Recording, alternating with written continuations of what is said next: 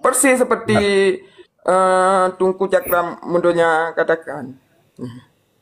Paham, semua saya pahami. Karena kami sering sharing-sharing di Facebook sama Cakra Mundonya.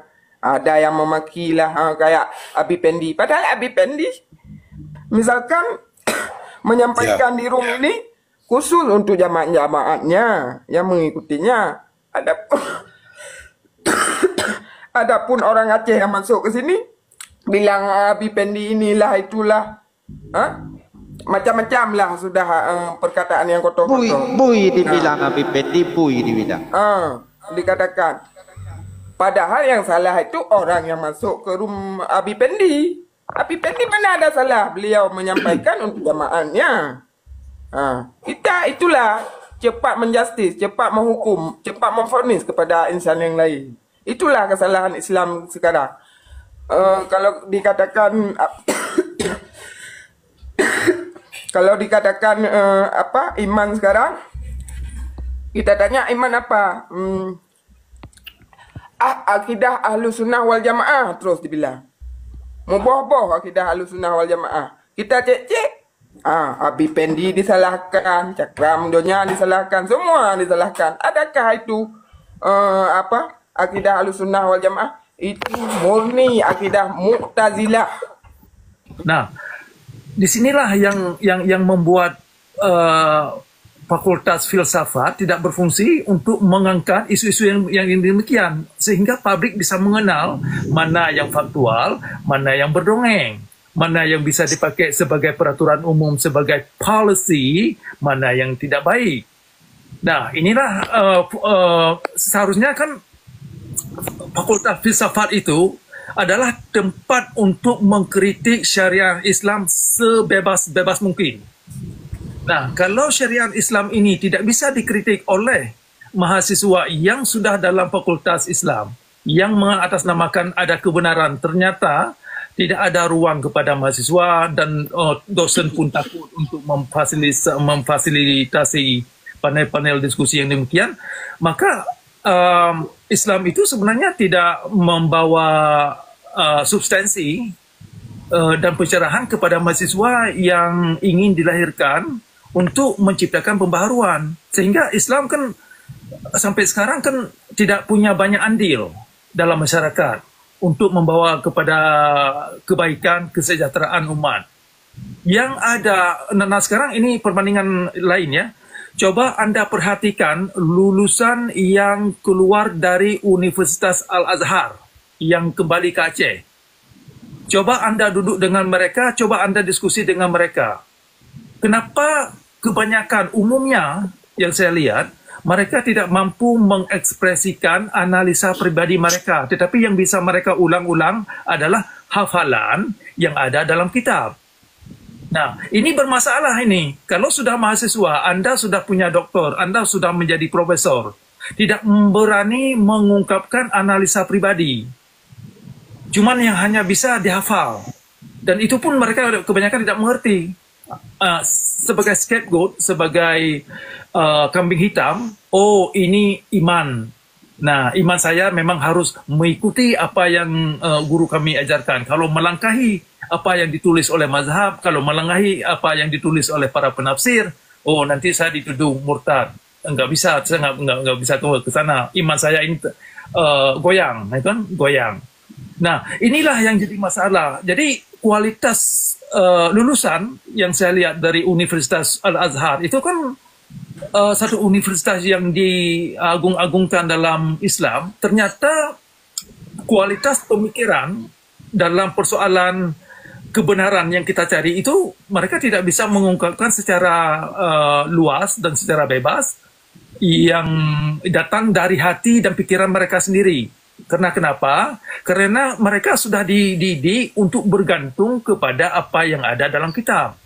Terutama dalam kitab hadis, terutama dalam kitab-kitab penafsir, terutama dalam kitab-kitab yang tertulis oleh Al-Ghazali, tokoh-tokoh yang demikian. Dianggap tokoh-tokoh seperti itu yang diagungkan dalam Islam, dianggap apa yang dimiliki mereka itu sudah final. Padahal kan mereka sendiri, seperti Al-Ghazali, seperti Ibnu Taimiyah dan lain-lain, mereka kan manusia juga seperti kita. Kenapa kita harus berasumsi bahwa kesimpulan yang mereka buat adalah kebenaran, sedangkan kesimpulan yang mereka buat adalah tidak lebih daripada keyakinan. Nah, inilah yang saya tekankan kepada kawan-kawan, terutama pada mahasiswa. Coba angkat Islam ini harus lebih baik daripada agama lain. Ternyata tidak mampu, cuman hanya bisa mereka mengklaim agama Islam terbaik, agama Islam hebat, nomor satu. Tuhan kami maha kuasa, bulan ini. Ternyata dalam aplikasi realitas alam, dalam sehari-hari, baik dalam dialektika, dalam akademia, baik dalam yang bentuk dalam sederhana di kedai kopi misalkan, tidak ada kan yang substansinya, cuman hanya ada ujung-ujungnya diulang apa yang pernah dibaca dalam kitab, itu aja. Nah, ini bermasalah saya kira ke depan, karena kan kalau Islam yang sudah yang pada saat ini yang kita semua sudah menyaksikan sendiri, Islam tidak punya banyak andil dalam peradaban manusia. Ini yang kita lihat sekarang. Nah, kenapa Islam yang diklaim agama terbaik? Kenapa Islam yang diklaim agama sangat aman, damai? Kenapa Islam yang diklaim sangat jujur? Ternyata semua itu terbalik. Tidak ada. Oke, stop sampai di situ dulu. Ya. Tunggu Zul, mungkin ingin menanggapi. Nyo lagi tunggu Bahasa Indonesia, Tunggu Zul. Tunggu Zul, bahasa Indonesia. Sebetulnya kita sering sharing-sharing sama Tungku Cakradonya di Facebook, sering dalam pembahasan seperti ini. Itulah karena kemunduran Islam ini dikarenakan baik itu kepada Sebentar, Tunggu Zul Islam kan? Islam. Oke, supaya nanti tidak salah jawab ya. Kalau Kristen tidak. Kebanyakan terhenti pada figur seperti Cakradonya bilang tadi, terhenti pada figur Imam Al-Ghazali lah, terhenti pada figur Syekh Abdul Qadir Al-Jailani lah. Berarti kalau hanya terhenti pada figur, berarti sungguh Allah Ta'ala hanya mampu melakukan seorang tersebut di ketika waktu itu. Waktu 2025 sudah lemah Allah. Sudah tidak mampu lagi membuat Imam Al-Ghazali yang terbaru. Karena terhenti dengan tulisan-tulisan itu. Kalau saya bilang bukan kitab itu, tapi buku. Tunggu Pendi. Ya, terhenti dengan tulisan-tulisan tersebut. Tidak ada perjalanan hati dan roh. Kalau dalam bahasa, dalam pemahaman Injil Ruhul Kudus. Padahal Ruhul Kudus itu ada di setiap pribadi insan yang terpilih. Bagi siapa saja insan yang mau mengikuti. Bagi siapa saja insan yang ingin berkenalan dengan Ruhul Kudus tersebut. Kalau bahasa kerennya dalam Islam Nur Muhammad itu. Nur Muhammad itu kan bukan bentuk tulisan. Bukan bentuk tulisan dia. Adapun tulisan itu cuman perjalanan orang terdahulu, perjalanan beliau pribadi. Beliau menuangkan kepada dalam kitab tersebut. Itu hanya sekedar untuk kita ketahui, namun kita jangan terhenti di situ. Karena tiap pribadi insan itu mesti harus ada berjalan, sebagaimana mestinya orang terdahulu berjalan. Ini yang ada kebanyakan Islam zaman sekarang. Kebanyakannya sifatnya sudah menjadi sifat senter. Apa itu sifat senter? Selalu menilai kekurangan, kesalahan insan yang lain. Kebanyakan begitu, bukan menjadi sifatnya cermin. untuk bisa mencerminkan diri. Misalkan contoh Al-Quran itu, padahal Al-Quran itu untuk pribadi insan masing-masing, tapi sekarang Al-Quran itu diputar balik fakta untuk menyerang insan yang lain, sehingga dirinya tidak merasa bersalah. Baik itu dalam pimpinan-pimpinan daerah, maupun tungku-tungku rangkang dan lain-lain sebagainya. Gitu. Hanya menilik kesalahan orang, seperti kezaliman yang tertulis dalam seperti Cakradonya bilang tadi. Benar seperti Tungku Cakradonya bilang. Hadis Imam Bukhari Muslim lah. Itu kalau kita menilik kezaliman dalam hadis sahih tersebut, sungguh zalim Allah Ta'ala. Mana sifat Rahman Rahimnya Allah? Kalau main kisah-kisah saja, main bakar-bakar balik lah, main hukum potong tangan, main cambuk ketika melakukan kemaksiatan, ataupun rajam. Tadi malam kami pun ada pembahasan itu, banyak pimpinan-pimpinan daerah di grup Maulana tadi malam tentang hukum rajam bagi tiga golongan yang melakukan itu halal darahnya, yaitu yang menyesatkan umat, yang kedua berzina setelah kawin, yang ketiga si pembunuh. Itu wajib hukumnya halal darahnya katanya, dibunuh. Lama itu debatnya seperti ini juga sampai jam 5 pagi tadi. Kesimpulannya akhir cerita, berarti saya bilang sama pimpinan daerah, berarti sungguh zalim Tuhan setelah menyuruh membuka aib orang di simpang 4 jalan, kemudian bawa batu 1 tronton, suruh lempar sampai mati. Sungguh zalim Tuhan. Berarti Allahmu sangat zalim, saya bilang. Jangan mengatakan itu, Anda Islam. Iya, saya Islam. Tapi tidak demikian yang dilakukan. Adakah dari Muhammad bin Abdullah, utusan dulu, kita ini Muhammad juga ini. Semua ini Muhammad. Tubuh zahir ini semua Muhammad ini. Berhuruf Muhammad. Jangan terhijab dengan Muhammad bin Abdullah yang sudah almarhum. Saya katakan. Kemudian, adakah beliau melakukan hukum kisah tersebut ataupun rajam tersebut mulai dari Muhammad bin Abdullah 1400 tahun yang lalu sampai sekarang, dan negara mana saja yang sudah melakukan itu? Terdiam tuh pimpinan-pimpinan daerah. Negara mana yang sudah melakukan itu? Makanya tidak semua hadis-hadis itu yang dirangkul oleh imam-imam tersebut mencarehkan dalam kitab itu boleh diikuti. Terkadang kita pemahaman baru sedikit. Kita syarah kitab tersebut bersama nafsu kita. Tidak semestinya seperti yang diinginkan oleh pengarang kitab tersebut. Seharusnya misalkan ada pun hukum rajam ketika contoh semasa Sultan Iskandar Muda dulu. Semasa Sultan Iskandar Muda dulu kan ada dirajam anaknya. Last terakhir sudah terfitnah karena geopolitik.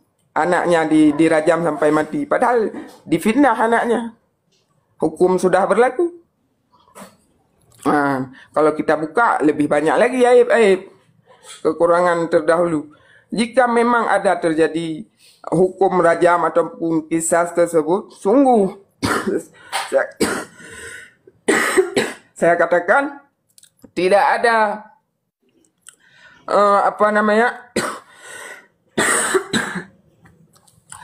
mendapatkan ketenangan baik pada diri pribadi ataupun dalam suatu negara ataupun bangsa. Tidak akan ada rahmatan lil alamin jika main rajam kepada luar diri, tidak kepada dalam diri. Sedangkan yang tolak ukurnya agama ini untuk berlaku kepada pribadi masing-masing. Gitu. Persis seperti Tungku Cakradonya katakan. paham, semua saya pahami. Karena kami sering sharing-sharing di Facebook sama Cakra Mendonya. Ada yang memaki lah, kayak Abi Pendi. Padahal Abi Pendi, misalkan menyampaikan di room ini khusus untuk jamaah-jamaahnya yang mengikutinya. Adapun orang Aceh yang masuk ke sini bilang Abi Pendi inilah itulah, macam-macam lah sudah perkataan yang kotor-kotor. Bui dibilang Abi Pendi, bui dibilang. Dikatakan. Padahal yang salah itu orang yang masuk ke room Abi Pendi. Abi Pendi mana ada salah, beliau menyampaikan untuk jamaahnya. Kita itulah cepat menjustis, cepat menghukum, cepat memvonis kepada insan yang lain. Itulah kesalahan Islam sekarang. Kalau dikatakan kalau dikatakan iman sekarang, kita tanya iman apa? Akidah ahlu sunnah wal jamaah, terus dibilang. Muboh-boh akidah ahlu sunnah wal jamaah. Kita cek-cek. Abi Pendi disalahkan, Cakra Mendonya disalahkan, semua disalahkan. Adakah itu akidah ahlu sunnah wal jamaah? Itu murni akidah Mu'tazilah. Keluar dari 73. Apa Mu'tazilah? Dijelaskan Pak Zul Kalau biar akidah teman-teman tahu. akidah Ahlus Sunnah wal Jamaah, kalau ada kesalahan makhluk, zahirnya terlihat makhluk, dalam batinnya terlihat Allah. Itu baru akidah Ahlus Sunnah wal Jamaah. Ini tidak. Zahirnya makhluk, batinnya pun makhluk. Seolah-olah makhluk ini dapat memberi bekas. Misalkan Abi Pendi ini mencarahkan kitab-kitab Injilnya di room ini, ada yang mengikuti, seolah-olah Abi Pendi ini dapat memberi bekas, seolah-olah Abi Pendi ini bisa mewakili orang Aceh mengikuti Abi Pendi, gitu. Banyak asam. Baik, Tengku Jul, mungkin minum. Diselingi dulu, diselingi Tengku Jul. Terima kasih. Beliau masih puasa. Jangan minum. Lagi puasa. Mungkin cuci mulut aja Tengku Zul, cuci mulut dulu biar ini. Oke. Cuci mulut dulu. Lanjut yang lain aja dulu. Oke, siap. Lagi bakar-bakar di dalam. Jadi bakarnya di dalam. Siap Tengku Zul, siap. Oh, jadi bau asap ya. Oke, sebelumnya saya sapa dulu Ustadz Enjoy, nanti saya sambungkan kepada Bang Bay ya. Ya. Salam Ustadz Enjoy, Assalamualaikum. Waalaikumsalam warahmatullahi wabarakatuh. Salam juga Bangku Pendi, Abang Andika, Abang Servis Otak, Abang Jakra dan yang lainnya semuanya. Salam sehat dan bahagia selalu. Saya suka mendengar diskusi ini. Silakan dilanjut dulu Abangku. Ya, Ustadz Enjoy. Nanti Ustadz ikut memberikan pencerahan daripada apa yang disampaikan oleh Bang Cakra tadi ya. Ikut komentar. Sebelumnya Bang Bay, silakan Bang Bay. Ya, makasih. Salam. Bang Bay, Islam, Kristen atau apa? Islam saya. Okay. Saya Islam, KTP DKI, tapi orang Aceh, host. Luar biasa. Luar biasa. Ya, jadi Mantap Bang Bay.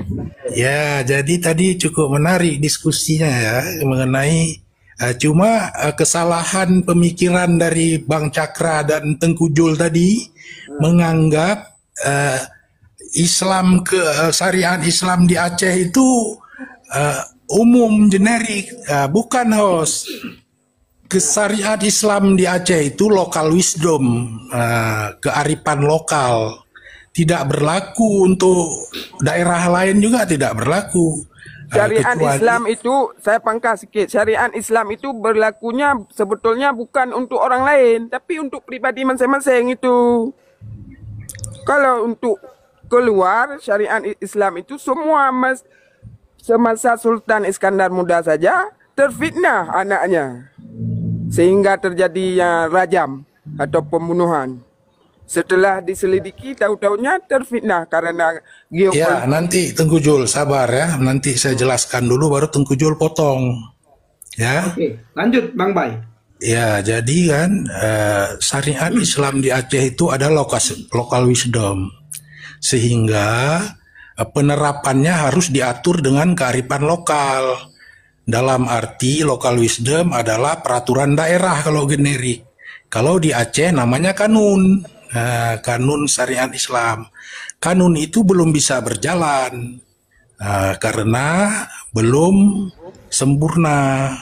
Seperti yang tadi sudah disampaikan, kanun syariat Islam, kanun jinayah itu menurut Al-Quran dan hadis adalah potong tangan. Tetapi kanun Aceh itu belum mengatur tangan itu kan ada dua, kiri dan kanan. Habis itu tangan itu dalam pengertian fisik adalah dari ujung kuku sampai ujung bahu. Jadi belum diatur. Potong apa cuma potong jari tangan, yang mana di luar belum diatur. Habis itu potong pencurian seperti apa yang dipotong tangannya, belum dijelaskan. Habis itu mengenai tata caranya lagi, ya belum ada. Jadi syariat Islam di Aceh itu bukan untuk secara umum, bukan. Memang itu untuk masyarakat di Aceh. Sedangkan orang Aceh, orang pendatang boleh memilih. Ya, itu luar biasa pinter-pinternya pemikir-pemikir ulama orang Aceh. Orang boleh. Ada kejadian di hotel, ada salah satu hotel, terjadilah antara non-muslim dengan gadis muslim, orang Aceh, di Aceh. Orang syariat Islam Aceh menawarkan kepada yang nonis, mau ikut hukum Islam apa mau ikut hukum umum konvensional, tetapi dia memilih syariat Islam.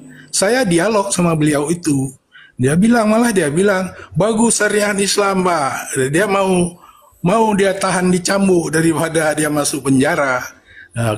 Itu kan suatu penilaian cukup baik. Maka tapi orang Aceh juga tidak melakukan cambuk kepada beliau itu karena baru permulaan, tidak mengenal agama Islam yang dalam, seperti itu. Jadi itulah yang saya sampaikan. Jadi jangan dianggap Islam di Aceh itu untuk berlaku secara umum seluruh dunia, nggak ada. Makanya saya sarankan kepada pemerintah Aceh. Kebetulan saya host, saya di Kementerian Dalam Negeri. Saya urusan otonomi khusus di Indonesia. Jadi kan, maka saya bisa orang Aceh, karena kebetulan saya orang Aceh, saya bilang buat studi dulu. Studi, pusat studi penegakan syariat Islam di Aceh internasional. Cuma kan orang Aceh low respon. Orang Aceh kan menggebu-gebu aja untuk menenangkan suasana. Oke Bang Bay. Ya. Bagaimana pandangan Bang Bay dengan apa yang disampaikan oleh Pak Cakra tadi? Kalau yang ini kan Abang menjawab apa yang disampaikan, respon Abang terhadap Tengku Zul. Nah, kalau dengan Bang Cakra bagaimana? Apa yang disampaikan oleh Bang Cakra? Ya, saya menilai juga Bang Cakra menganggap Islam di Aceh itu Islam yang berlaku untuk umum, untuk semua orang. Tidak, itu memang kearifan lokal saja. Dan saya belum dengar itu. Kalau menurut Kan saya nggak ngomong buang seperti aja itu, Dik. syariat Islam itu apa itu. Jangan Tengku Zul, nggak boleh seperti itu. Ya, itu kan pandainya orang Aceh, ulama Aceh, kenapa harus dibuang? Dia kan harus bertahap. Kanun jinayah dulu, kanun berpakaian. Menurut Tengku Jul kenapa punya argumentasi seperti itu? Dasarnya apa? Ini kan Bang Bay ini kan setuju dengan penerapan syariat, ya kan? Ini Tengku Jul juga sama-sama Aceh ini dengan Bang Bay. Tengku Jul itu kenapa menurut Tengku Jul itu diminta tadi dibuang? Apa dasarnya, Pak? Silakan. Kalau saya lebih suka Cakra Mendonya ucapkan penyampaian. Makanya tadi barusan saya meminta kepada Bang Bay untuk menanggapi apa yang disampaikan oleh Bang Cakra. Saya nggak dengar habis, host. Saya nggak dengar menyeluruh. Oh, siap. Ya. Begini, Pak B. Ya. Kalau boleh saya tambah tentang pemikiran yang saya angkat tadi, perkara ini saya jabarkan sedikit menyangkut Boleh. persoalan syariat Islam terhadap tugas Rasul yang ada dalam Al-Quran. Ya. Nah, perlu dimengerti kalau Anda sering baca Al-Quran, ada beberapa ayat dalam Al-Quran itu melarang para nabi, para rasul memaksa ayat Al-Quran terhadap manusia yang tidak bisa diterima akal mereka. Nah, ini perlu Anda catat, perlu Anda pelajari sendiri kapan sempat nanti. Ada beberapa ayat dalam Al-Quran melarang para nabi atau para rasul memaksa ayat Al-Quran atau memaksa pemahaman yang dimengerti oleh nabi atau yang diasumsi dimengerti oleh nabi terhadap manusia, siapapun manusia. Nah, di antaranya ayat-ayat itu adalah ayat 256 surah Al-Baqarah, ayat 80 surah An-Nisa surah 4, ayat 99 surah 5 atau surah At-Taubat, kemudian ayat 22 surah 88 atau surah Al-Zaziyah.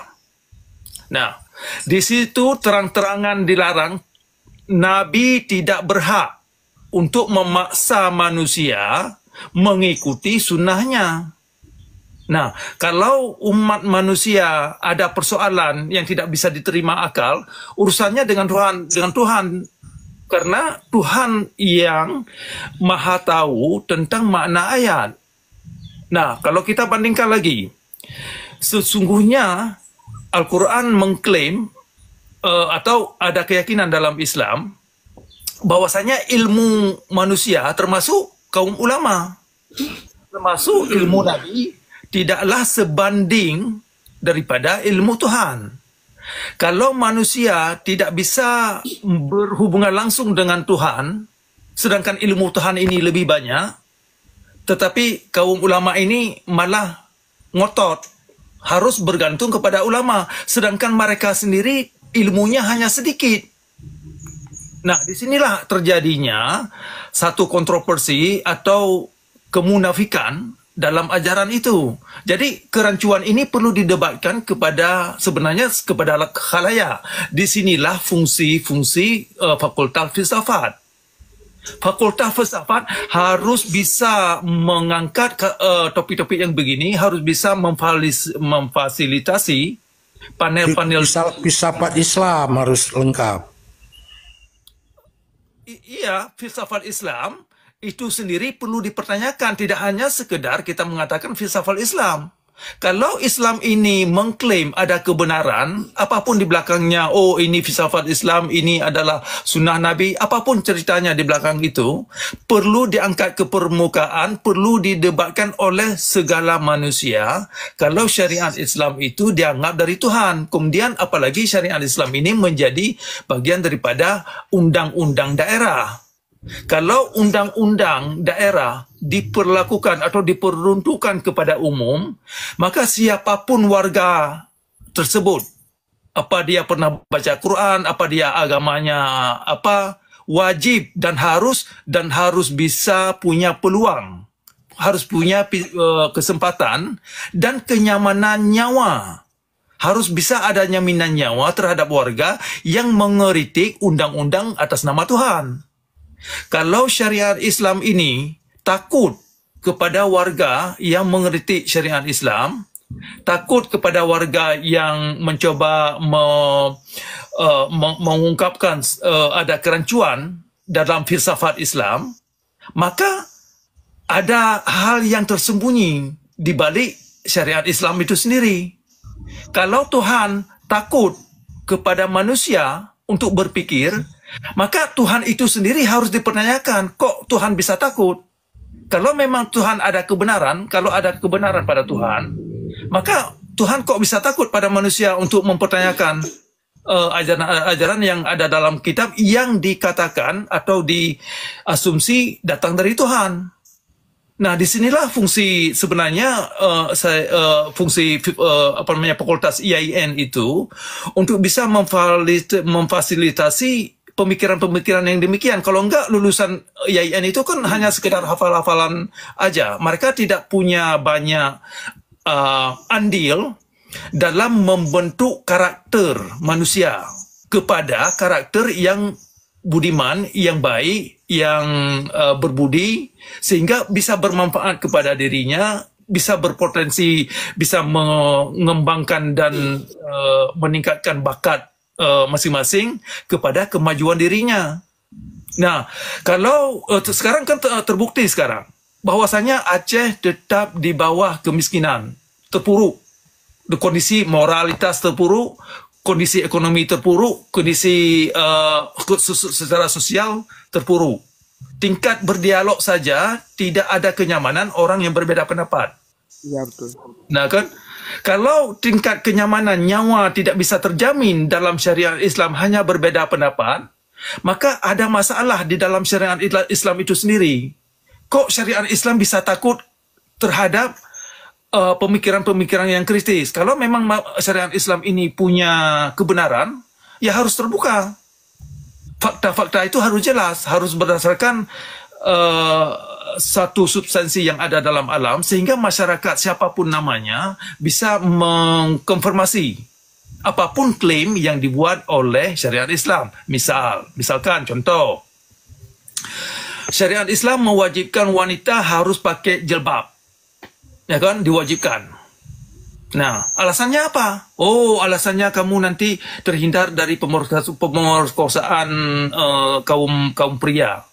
Oke. Nah, sekarang pertanyaannya, kok orang-orang yang sudah sembahyang, mereka tidak bisa mengontrol dirinya? Berarti ada masalah dengan orang laki-laki yang sembahyang-sembahyang, yang puasa-puasa ini, ternyata hasil betul. tidak membawa manusia kepada untuk bisa mengontrol punya Nafsu. seksualnya, ya kan? Kalau para orang Islam sudah sembahyang, sudah puasa, sudah syahadat, sudah naik haji, sudah umrah, tidak bisa kontrol hasrat seksualnya hanya gara-gara orang perempuan tidak memakai kerudung, berarti ada masalah di dalam psikologi, di dalam doktrin itu sendiri, yang tidak bisa menghasilkan manusia, tungku-tungku, ulama-ulama, tungku daya, untuk bisa mengontrolkan seksual mereka. Nah, berarti wajib jilbab bermasalah. Berarti wajib jilbab itu ada kepalsuan, ada kerancuan. Nah, di sini di dialog-dialog beginilah yang perlu diangkat. Nah kan? Jadi kalau ada terjemahan misalkan dalam Al-Quran itu dikatakan wajib pakai tutup kerudung.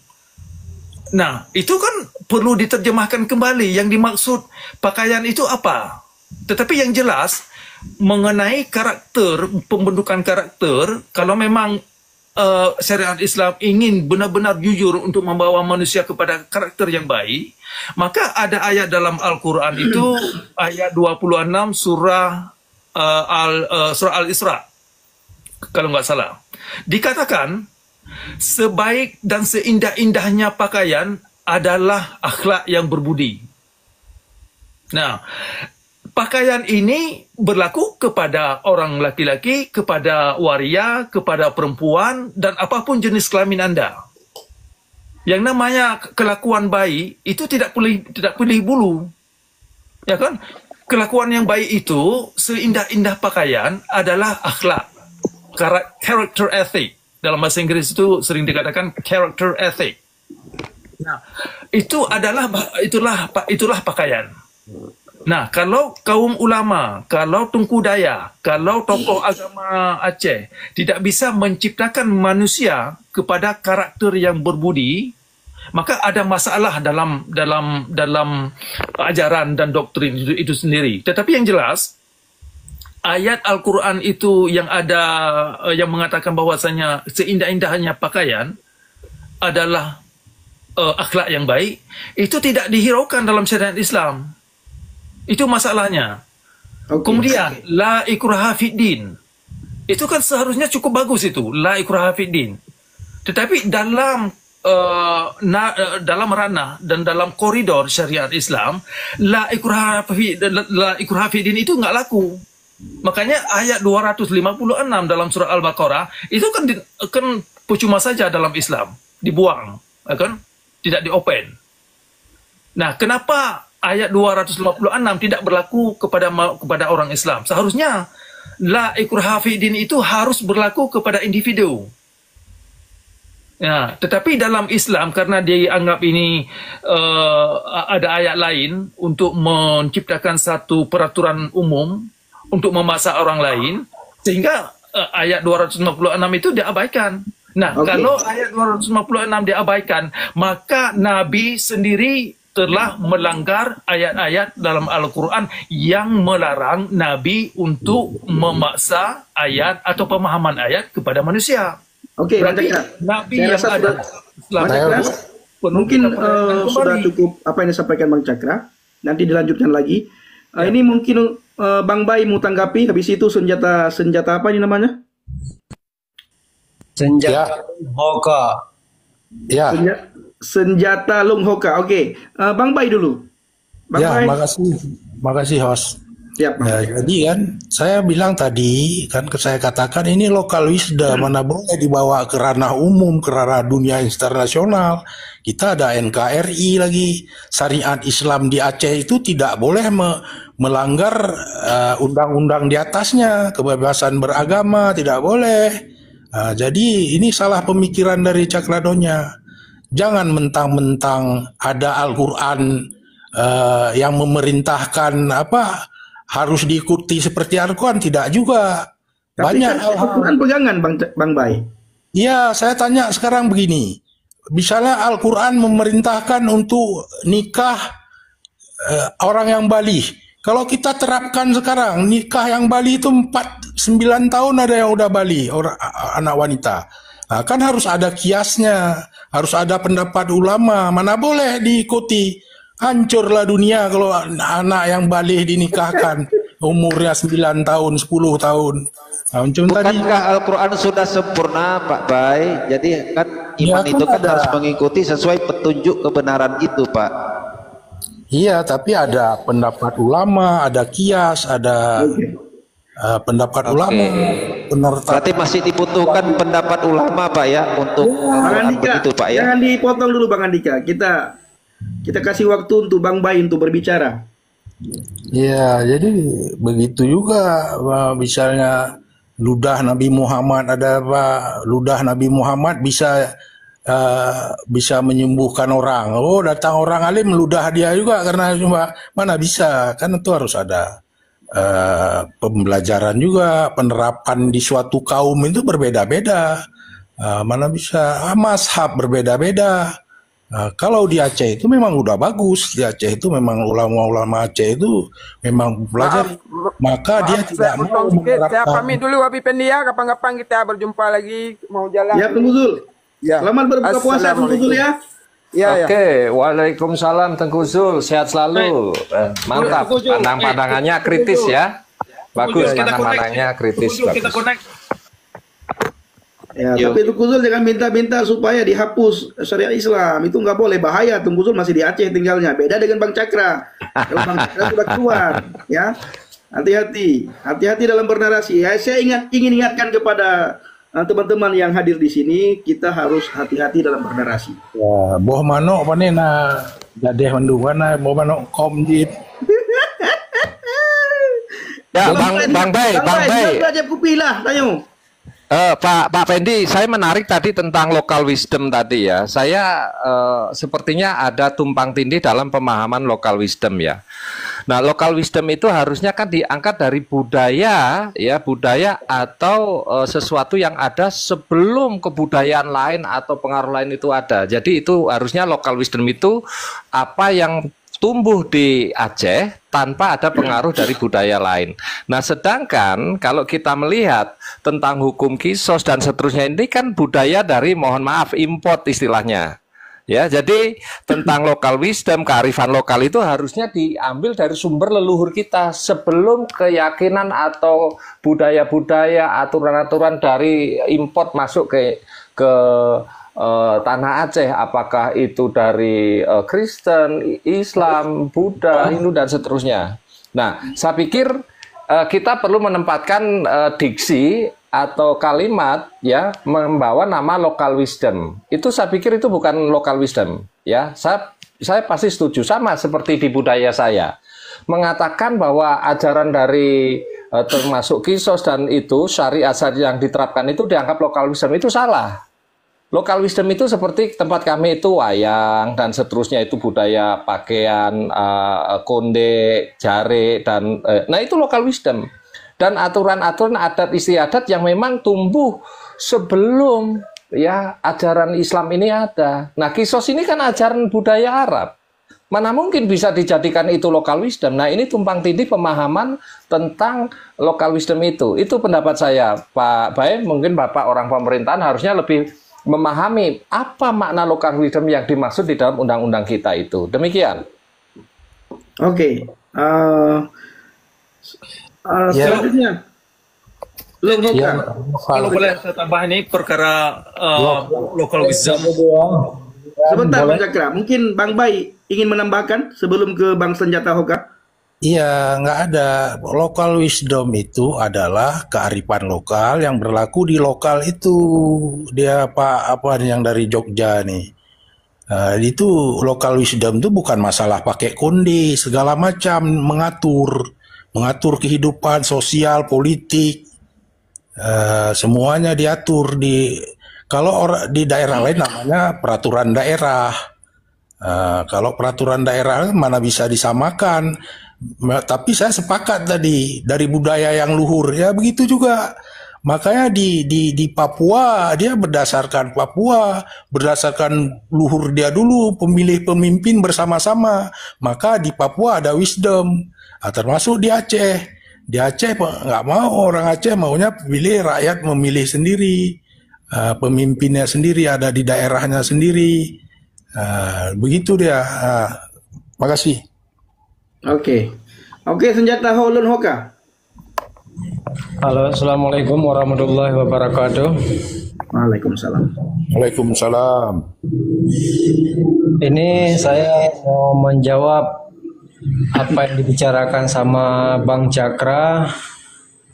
Jadi saya jawab secara logika karena Bang Cakra bicaranya logika. Saya jawab dengan logika juga. Sebelum saya menjawab, saya pingin bilang dulu ataupun pingin menceramahkan dulu. Kita manusia di dunia ini harus punya agama, ya agama masing-masing lah. Ya, saya sebagai agama Islam ya bersyukur. Ini seperti Bang Cakra tidak punya agama, itu aja saya sudah tidak percaya. Dan pertanyaan Bang Cakra secara logika saya jawab. Seperti dibilangnya tadi, di Aceh wanita memakai kerudung. Sebagai ulama berarti belum kuat imannya. Berarti yang Bang Cakra bilang itu bukan mengikuti ajaran ataupun perintah ulama. Nah, bagi ulama-ulama yang masih punya nafsu tentang kepingin berbuat zina, itu namanya bukan ulama yang sohah, bukan ulama yang benaran, tidak perlu diikutin. Nah, ulama yang benar, ulama yang seperti almarhum Abu Tumin, Abu Kutakrung, itu ataupun ulama-ulama yang masih ada ataupun yang sudah meninggal yang benar. Bukan kita mengikuti ulama yang tidak benar. Nah, itu secara logika. Dan contoh lain seperti ini saya kasih tahu Bang Cakra. Seperti dibilang Tuhan hanya satu. Nah, tapi kenapa di saat orang bertanya Tuhan ada di mana? Nah, di sana ada, di sana ada. Berarti kan banyak Tuhan. Nah, itu namanya salah cakra, salah tuh. Nah, kalau bahasa Aceh kita salah poh cakra. Nah, Tuhan hanya satu. Cuma kalau ditanya, kalau kita ada di dalam rumah berarti Tuhan bisa melihat. Kalau kita ada di dalam mobil berarti Tuhan bisa melihat. Bukan berarti Tuhan banyak. Nah, Tuhan hanya satu, Allah hanya satu. Cuma bisa mengetahui semua hambanya. Nah, Senjata Lung Hoka. Narasi saya tidak sepertinya tidak nyambung. Apa yang disampaikan oleh Bang Cakra dengan narasi Anda itu sepertinya tidak nyambung. Ini Bang ya, Cakra buka puasa dulu biar on dulu. mau bertanya sama Abang Effendi. Di dunia ini kita Jangan bertanya kepada saya lagi. Jangan lagi bertanya kepada saya. Saya memberikan tempat untuk Bang Senjata Lunghoka untuk menanggapi apa yang disampaikan oleh Bang Cakradonya. Jangan lagi tanya sama saya. ya boleh juga. Tapi tanggapilah yang benar. Jangan narasi kemana-mana. Habis waktu kita. Ya, saya karena baru naik cuma mendengar tadi. Tadi di bawah lama, Adik. Kamu tadi lama di bawah, Adik. Oh, Dinda. Siap. Ya begitu aja Bang. Pokoknya yang dibilang sama Bang Cakra tidak masuk akal. Makanya pakai aja, tidak masuk. Ya, Anda nggak nyambung aja. Kami ngerti kok, tapi Anda nggak nyambung. Bang Ray tadi juga menjawab, dan Bang B ya menjawab juga nyambung. Ya nggak nyambung, saudara. Iya. Ya, Nggak masuk akal, nggak. Islam sangat nyambung apa yang Ya cukup. Kayaknya buang-buang waktu nih, nggak nyambung ya. Suka sembung bawa apa namanya? Oke, brother Safran, besok-besok naik lagi ya. Kamu nggak nyambung apa yang disampaikan oleh Bang Cakra. Itu ada letting itu. Safron. Bang Bay, siap? Ada lagi yang mau disampaikan? Ini sebelum kita tutup, Bang Cakra juga mau ada kegiatan. Strategi belum itu? Ya, jadi itulah menurut pemikiran yang ada sama saya gitu, host kan. Jadi local wisdom itu adalah penerapan di suatu kaum, di suatu tempat, wilayah terbatas ya. Jadi hal-hal yang mengenai umum tidak, ada beberapa hal yang tidak diikuti. Seperti kita katakan tadi kisas rajam belum berlaku di Aceh. Cuma ada beberapa hal sudah berlaku, tapi ekspektasinya malah lebih rendah lagi. Belum ada kan yang dipotong tangan. Malah ada pendapat beberapa ulama kalau jadi kanun rajam, kanun kisas potong tangan di Aceh, separuh orang Aceh nggak ada lagi tangan karena banyak kali korupsi di Aceh. Ya gitu. Makasih. Ya, memang itu Pak B ya. Jadi perlu kita meletakkan lagi yang dimaksud dengan local wisdom itu apa? Karena kan begini, Pak Ray ya. Local wisdom itu saya setuju sesuatu yang berlaku umum di wilayah tersebut. Tetapi kita harus melihat sesuatu yang umum harus kembali kepada budaya nenek mama kita atau leluhur kita. Nah, sedangkan kisos itu kan bukan budaya dari leluhur kita. Nah, kemudian itu dipaksakan melalui yang disebut dengan syariat itu tadi, kemudian dipaksakan itu seolah-olah menjadi local wisdom. Maka definisi local wisdom itu harus ditempatkan dulu ya, supaya tidak ada kerancuan. Karena memang semenjak saya juga belajar budaya Aceh waktu kecil itu tidak pernah ada yang namanya potong tangan, kisos dan seterusnya, itu nggak ada. Ya, nah makanya penting supaya kita ini benar-benar mengangkat ya kembali budaya-budaya lokal ya, budaya lokal yang ada di seluruh Nusantara ini. Mana itu budaya yang dikatakan local wisdom, warisan leluhur kita, nenek moyang kita, mana itu budaya-budaya import yang akhirnya mendegradasi budaya kita. Nah, ini yang perlu dipikirkan oleh para pemimpin kita juga. Saya dari Jogja, Bapak dari Aceh maupun dari manapun. Yuk, mari kita, bangsa kita kembali kepada apa yang diwariskan oleh leluhur kita. Jangan kita justru mengagung-agungkan budaya yang bukan dari leluhur kita. Budaya Arab kah, budaya Eropa kah, atau manapun. Ya, mari kita angkat local wisdom itu berdasarkan warisan dari leluhur kita. Mungkin itu saja Pak Ray. Ini kalau boleh tanggapi sedikit sebelum saya sebelum saya pamit, perkara local wisdom ada yang nampaknya Tengku B salah mengerti menurut saya lihat persoalan local wisdom. Nah, syariat Islam itu bukan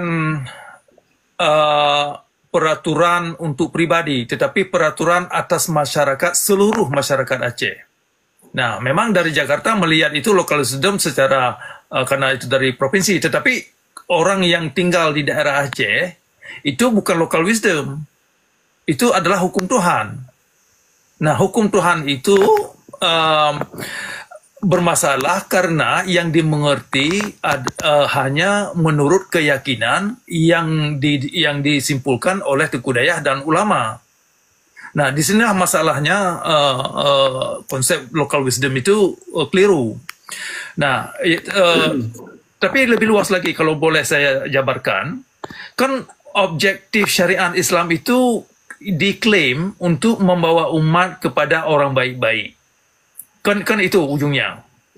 Nah, kalau klaim itu tidak bisa didebatkan, tidak bisa dibuktikan dalam kenyataan, maka klaim itu sendiri perlu dipertanyakan. Kok kaum ulama takut kita pertanyakan terhadap klaim yang mereka buat? Nah, sekarang terbukti orang Islam yang sudah benar-benar terdoktrin dengan syariat Islam, dengan hukum-hukum Islam, itu bisa menghasilkan manusia itu sendiri cukup buas, cukup ganas, ya, cukup berbahaya, dan ngeri kita berkawan. Artinya, ada ajaran-ajaran dalam hukum Islam itu yang membuat manusia itu orang tidak baik-baik, tidak jujur, tidak berani terhadap fakta yang ada dalam alam, tidak berani mengakui kesalahannya. Tetapi yang sering diombar-omborkan kan mengkafirkan orang lain, mengatakan orang lain sesat. Ternyata mereka sendiri takut untuk introspeksi. Ini contoh. Kebanyakan orang Islam takut melihat ajaran-ajaran yang ada dalam kitab hadis untuk kita perlihatkan kepada umum. Misalkan, Nabi ada menyuruh umat Islam untuk membunuh semua kaum Yahudi. Itu ada dalam hadis. Kemudian Nabi ada menyuruh orang Islam untuk membakar orang Islam, untuk membakar rumah orang Islam yang malas ke masjid. Itu ada dalam hadis. Nah, tetapi hadis-hadis yang demikian sangat dilarang untuk kita kemukakan ke permukaan karena itu dianggap aib. Nah, padahal kalau memang itu aib, kok bisa jadi bagian daripada syariat Islam? Itu demikian. Nah, kemudian persoalan, Aceh itu kan belum ada potong tangan, belum ada potong jari. Persoalan hukum Islam itu kan pelan-pelan caranya. Pertama-tama mungkin ya cambuk-cambuk dulu, ya kan? Nah, sekarang ada larangan tidak orang perempuan harus pakai jilbab, wajib. Nah, nanti diwajibkan kepada orang non-Muslim. Nah, terbukti dalam bulan puasa, itu orang non-Muslim harus tutup warung. Padahal mereka tidak puasa. Kenapa diwajibkan mereka tutup warung? Oh, ini agar mereka menghormati saya yang tidak puasa. Berarti orang Islam tidak punya iman, emotional intelligence ini cukup rendah. Jadi bergantung kepada orang lain terhadap imannya. Kalau orang yang tidak puasa harus tutup warung, ya kan, harus bergantung kepada orang lain untuk menghormatinya. Padahal orang Islam ini seharusnya mendidik mereka harus independen, harus betul-betul bisa menguasai diri, terutama masalah emotional intelligence, masalah kepribadian dan tadi dia bilang saya salah kan. Local wisdom saya tanggapi, saya udah paham maksudnya, host. Boleh saya tanggapi? Sebentar dulu. Nah, jadi ada beberapa poin yang bermasalah dalam syariat Islam itu tidak hanya sekedar yang pertama dulu konsep local wisdom itu bermasalah. Bermasalah, setuju. Sebentar ini saya terangkan. misalkan kewajiban wanita harus pakai jilbab. Nah, akan ada suatu saat nanti yang tidak pakai jilbab itu nyawanya melayang. Sudah terbukti sekarang di Iran yang melaksanakan syariat Islam itu wanita yang tidak pakai jilbab itu nyawanya melayang. Nah, ini terjadi kerancuan dalam syariat Islam ini yang perlu didebatkan kepada publik. Yang misalkan ada pemahaman, misalkan Anda katakan tadi ini masalah local wisdom, sekarang kan belum ada potong tangan. Memang belum ada potong tangan, tetapi itu kan pelan-pelan. Syariat Islam itu pelan-pelan dijalankan. Sekarang kita lihat orang yang misalkan si gadis dan si cowoknya minum kopi di warung kopi tidak bisa satu meja. Nah, itu kalau ketemuan, kalau kedapatan si cewek dan si cowok minum kopi atau minum makan siang di warung satu meja, akan menghadapi suatu ancaman termasuk si yang punya toko. Jadi tabiat orang beragama terutama dalam hal ini tokoh-tokoh agama, ulama, para pendidik, moralitas mereka ini perlu dipertanyakan. Nah, termasuk konsep local wisdom itu sebenarnya dimensi local wisdom itu yang dimaksud itu yang bagaimana? Kalau Islam ini pertamanya adalah demi nilai yang universal, ya kan, yang bisa transcendent, yang bisa tembus budaya dan daerah, maka bisa dipakai oleh siapa saja. Demikian juga kalau ada klaim dari Islam yang dibilang universal, ternyata tidak bisa dijalankan dan tidak bisa dimengerti oleh manusia lain, berarti klaim yang terjadi dalam Islam itu, yang dibuat dalam ajaran Islam, perlu dipertanyakan dan perlu kalau memang busuk, jangan dijadikan bagian daripada public policy atau undang-undang daerah yang Anda maksudkan tadi local wisdom. Nah, kalau local wisdom ini hanya membawa umat kepada orang yang zalim dalam beragama, maka local wisdom itu juga perlu dipertanyakan. Karena ini bisa menghancurkan negara itu sendiri. Bisa membawa efek kepada pendidikan. Jadi local wisdom itu tidak hanya sekedar kita bisa ini local wisdom terjamin hal yang baik. Yang sudah kenyataan, kalau syariat Islam itu dimengerti sebagai local wisdom, maka kita harus ketahui, dan kita sudah ketahui, kita tahu, dan Anda juga bisa lihat, syariat Islam hanya bisa membuat masyarakat itu kepada kezaliman dalam beragama. Itu yang sudah jelas. Demikian. Ya, boleh kita jawab langsung, host? Boleh Bang Bay. Ya, jadi siapa namanya tadi? Nggak nampak saya, host. Cakra Mudonya. Bukan, yang barusan. Yang mana? Yang local wisdom tadi dia bilang salah. Yang barusan statement siapa? Cakra. Iya, Cakra. Pak Cakra, betul. Oh ya, Bang Cakra ya. Mata saya minus 470 nih, host, maaf. Jadi kan Bang Cakra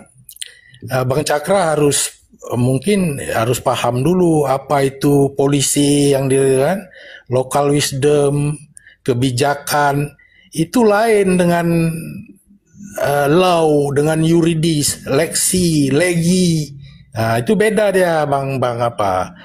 Nah, jadi local wisdom ini adalah kebijakan. Tadi udah Bang Cakra katakan, polisi, kebijaksanaan.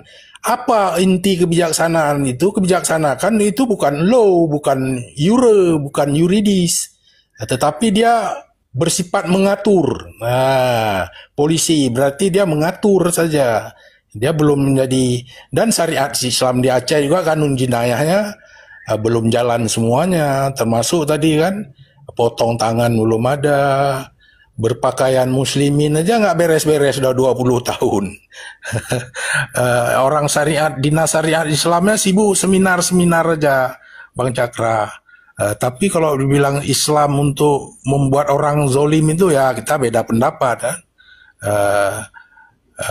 Jadi menurut saya yang memang harus ada perlakuan yang menyeluruh kan itu pihak-pihak baik dari pihak pemerintah, masyarakat.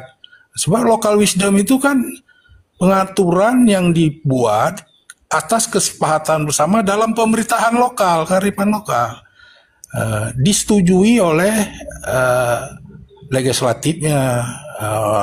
Itu arti legislatif itu kan presentasi dari rakyat. Jadi bukan local wisdom itu asal diterapkan, enggak.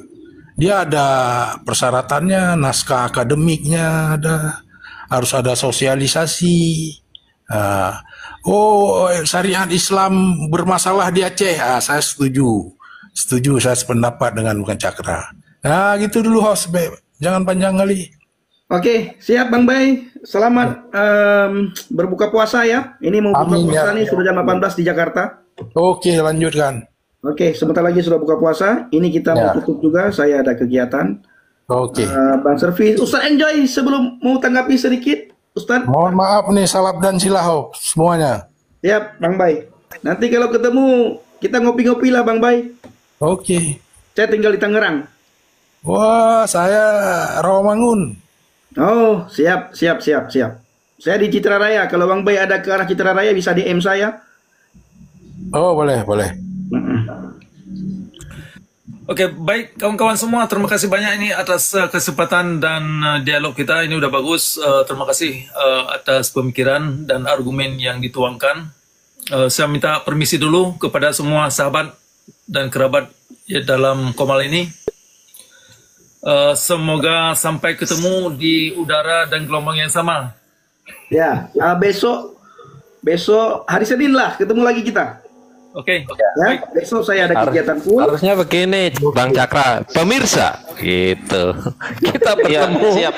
di acara. Ini teman-teman Bang juga Andika. boleh juga di follow juga akun Bang Cakra ya, biar nanti teman-teman juga boleh lihat edukasi Bang Cakra yang lebih luas lagi.